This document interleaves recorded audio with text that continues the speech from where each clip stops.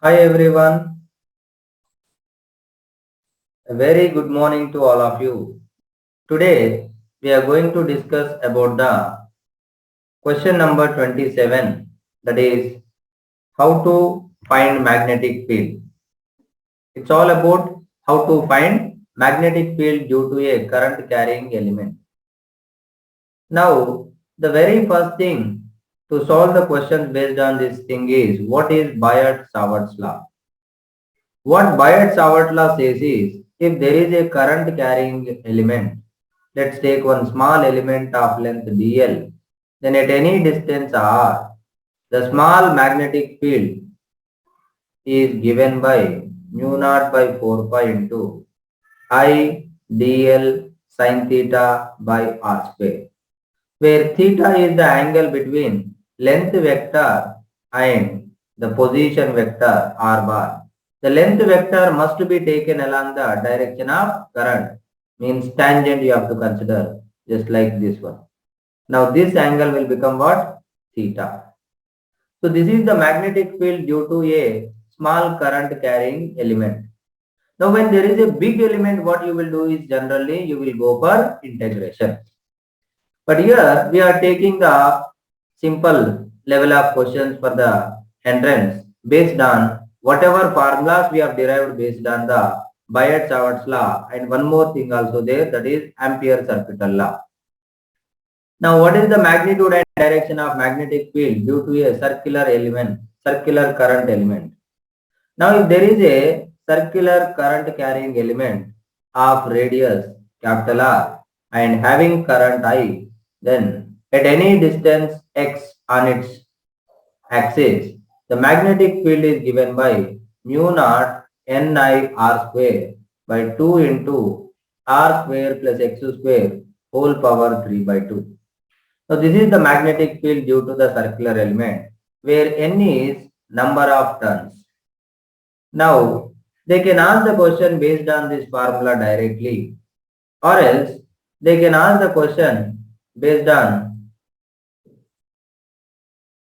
same formula in another man, like at center. At the center, what is the magnetic field? So at the center of the magnetic field, that means x is 0, so that it will become mu naught Ni by 2r, since x is 0. Now when you compare two different coils having different number of turns and different currents, the ratio of magnetic field B1 by B2 is N1 by N2 into I1 by I2 into R2 by R1. Sometimes what they will tell is same wire, if they made of if they made from same wire, means length is same but number of turns are different.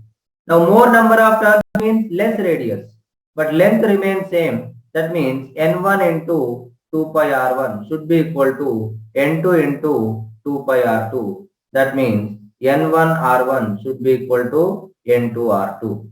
This is the condition they will give. We can get it if two different circular coils made of same wire. I mean, first they made one circular coil and the field at the center is B1. Then they made another one and the field at the center is B2, like that. Now similar way, here you also have to remember that the magnetic field due to any circular element like sector having angle theta, having current I in it, the magnetic field is mu naught I by 4 pi r into theta. Like for full circle means it is 2 pi. So that mu naught I by 2r, or for semicircle theta pi.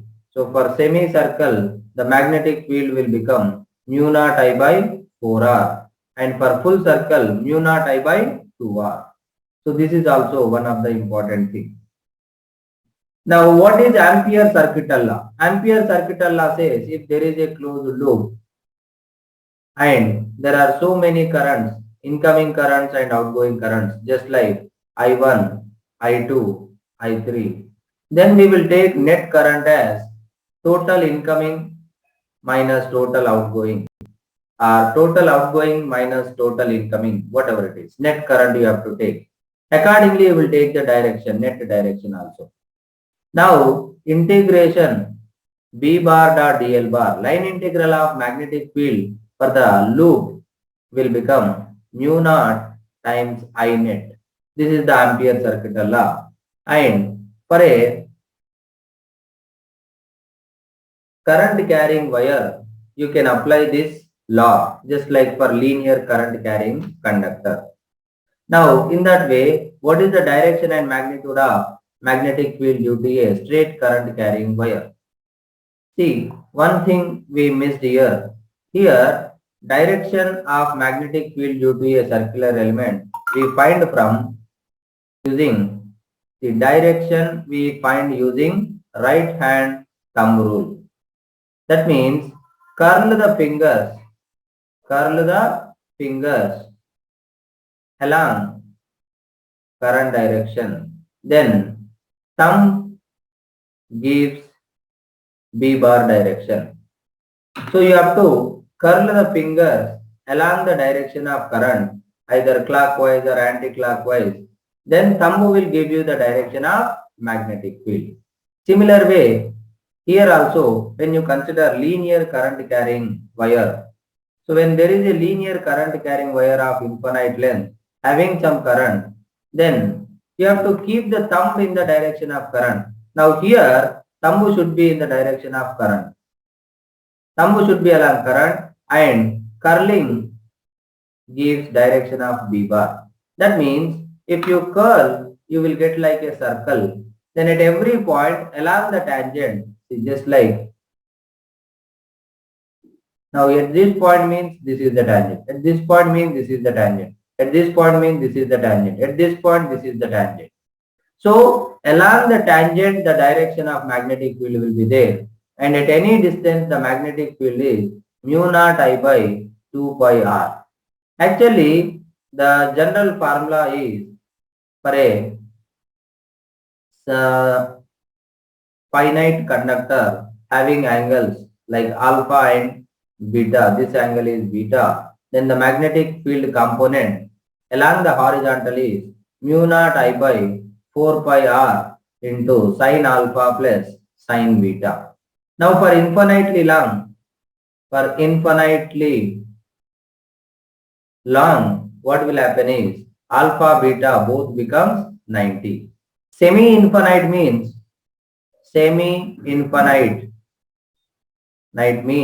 alpha is 90 and beta is 0, then the magnetic field will become mu naught I by 4 pi r. Now these formulas are important. Now the thing is actually how they will ask the question based on these things. The very first thing is what is the magnetic field due to a like circular current carrying element or linear element, directly they can ask. Otherwise sometimes they will ask two wires are there. So they placed suppose parallel to each other having currents I1 and I2, and at any point let's take it a distance x, then this will become d minus x. Then there is one field due to I1, there is one field due to I2. Now here there is one B1 and there is one B2. B1 is according to right hand thumb rule inward and B2 is outward. Now the resultant field will become B1 subtraction B2, greater minus smaller. If B1 is greater, the resultant field is along inward direction B1 minus B2.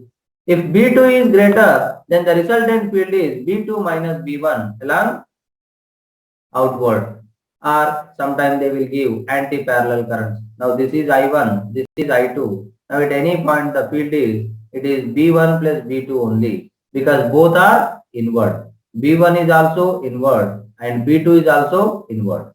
Generally outward means we represent with dot, inward means we represent with cross.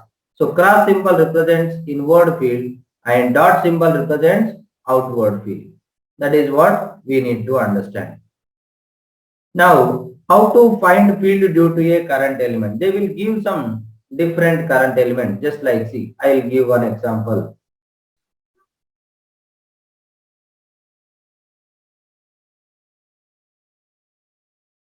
Suppose this is one element. Now, see, you divide into parts. This is one semi-infinite.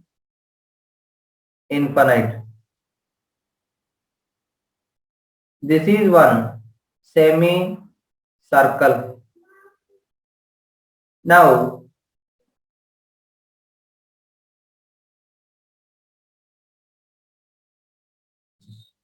this is one same semi-circle and this is one semi-infinite.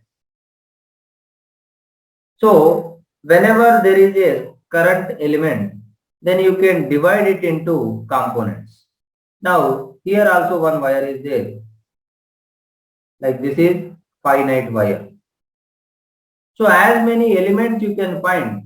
So, you can get sector, you can get semicircle, you can get full circle, you can get semi-infinite wire, you can get infinite wire, you can get finite wire. So, after dividing them into elements, then you have to find each magnetic field. Then the net magnetic field will become B1 bar plus B2 bar plus B3 bar, so on.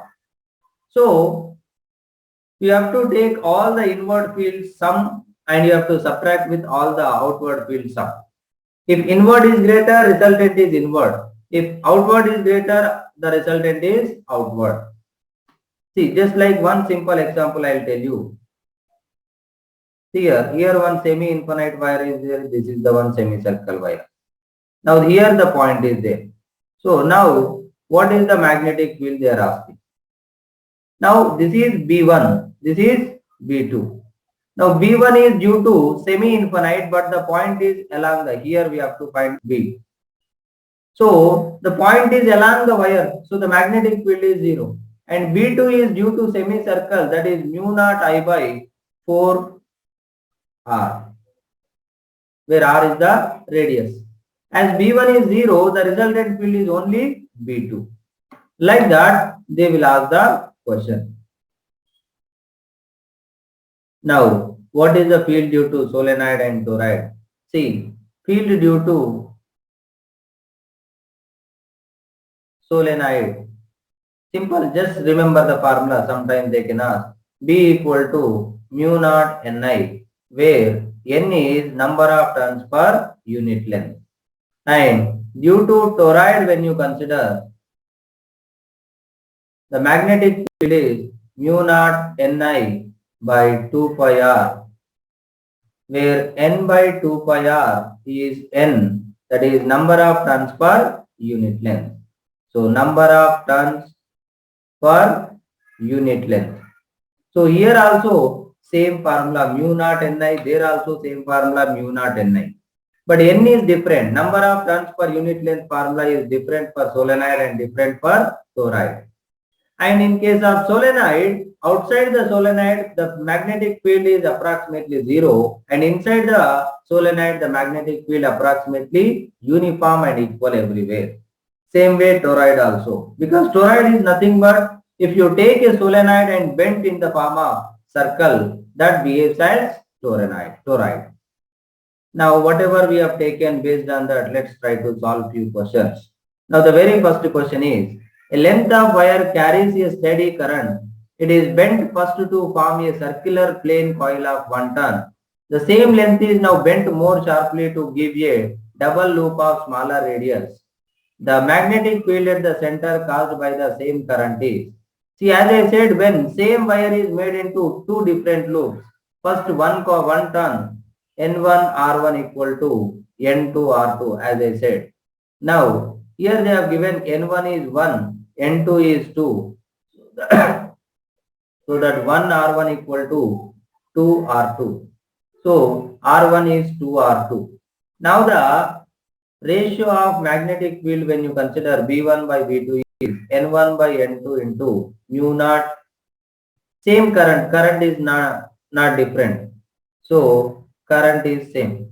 Only radius is different. R2 by R1. Current is same, cancel. N1 by N2 is 1 by 2. R2 by R1 is 1 by 2. So that what is the answer? 1 by 4. So B1 is 1/4 of B2 or B2 is 4 times that of B1. This way you can understand the question and you can solve the question. Now, the next question is, a coil of one turn is made of a wire of certain length, and then from the same length, a coil of two turns is made. The same current is passed in both the cases. This is actually the same question. So just leave it as same question copied. Let's go to the other question. Now, but instead of that,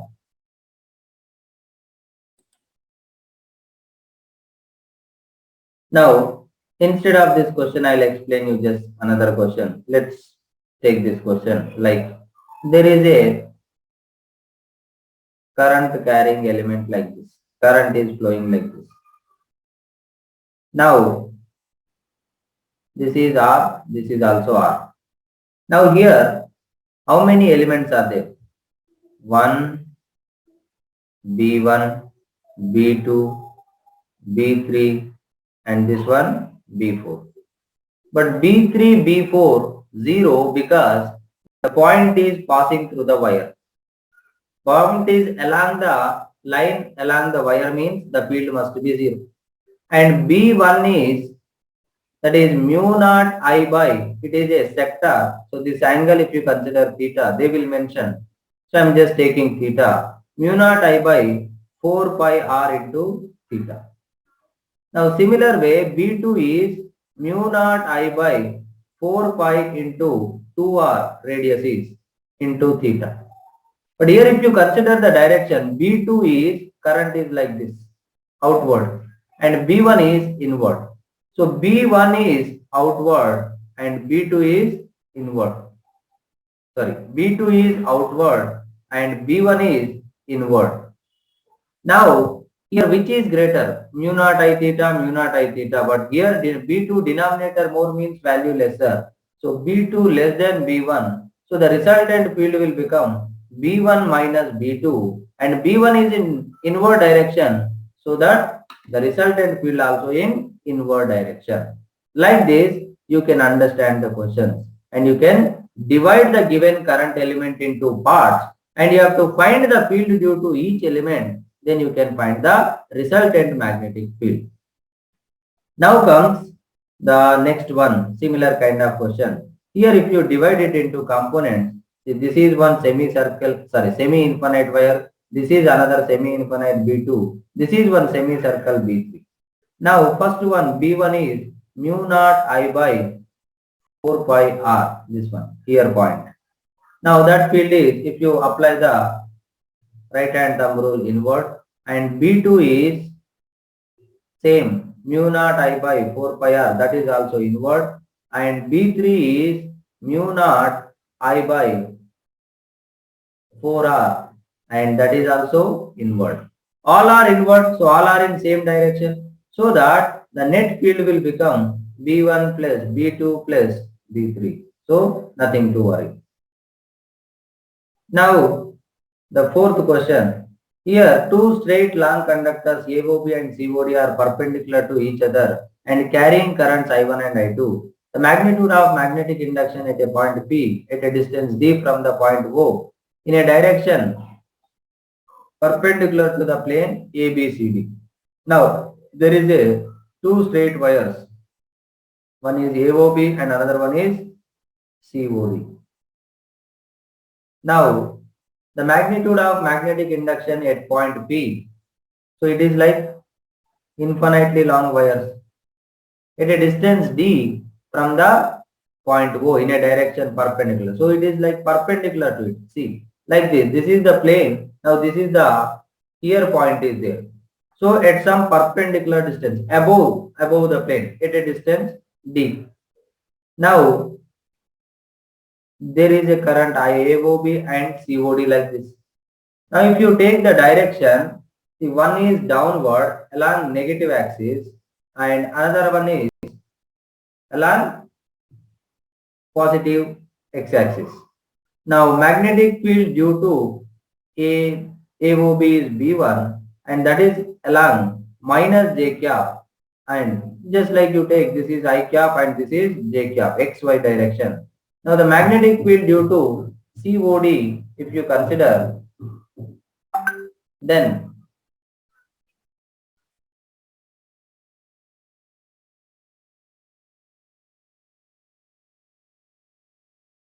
then the field is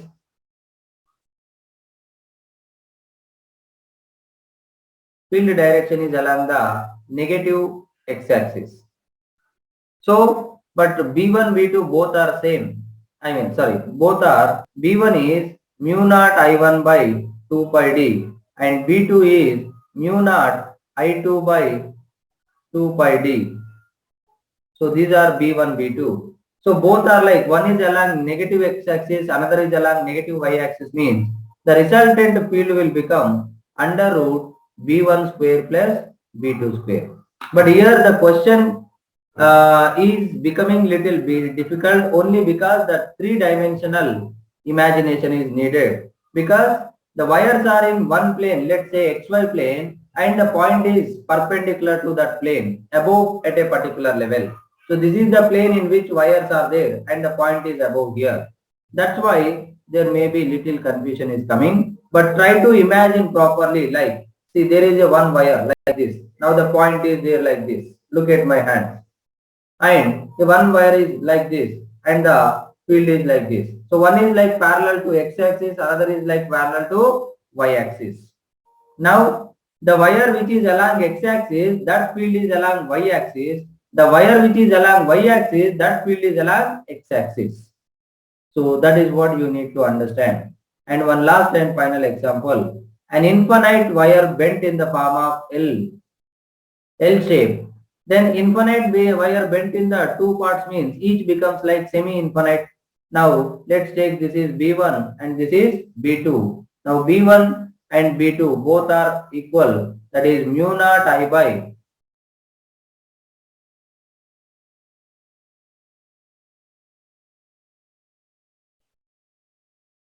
mu naught I by 4 pi d. This is the magnetic field due to a semi-infinite wire. Now they are asking what is the magnetic field at O. See here, but here there is a problem. That means if there is a semi-infinite wire like this and the point is at its edge, then here the magnetic field is mu naught I by 4 pi d. But here, according to the diagram when you consider, here this is the point. Now, one angle is going to infinity means one angle alpha is 90. But the other angle is, this is beta. Now, beta is not 90. So, beta is how much? See, this is D means this is 45 degrees. So that you need to apply the formula that B1, B2 equal to mu naught I by sin pi d, sin 90 plus sin 45. Then after that you will get the answer. And here the distance is, perpendicular distance is D. Now B1, B2, what is the direction? Now what is the direction? See, B1 is outward and B2 is also outward. Then the resultant field will become, see, two wires are like this. Now one is going up and the point is like this. So the field is like this, outward, towards me. Same way, another one is like this and that is also towards me. Both are in same direction, so that the resultant field will become B equal to B1 plus B2. So that you can get the answer. So this is how you can find the magnetic field due to a current carrying element. So just try to understand and try to analyze on your own. But every time you need to remember one thing, that the given current element you have to divide into parts like either sector or semicircle or circle or infinite wire or semi-infinite wire or finite wire. Like that you need to take it and you need to calculate the magnetic field. Now, so based on the similar concept, I have given few assignment questions. So please just try to solve all the questions And based on the same topic, there are a lot of questions in the NCERT. See, one, lot of questions they have given, so that you can understand how important it is, how important topic it is. See, there are 13 questions based on the same topic. So please understand the importance of this application of Biot-Savart law and Ampere-Circuital law in finding magnetic field. So thank you all of you. We'll continue. Thank you all of you.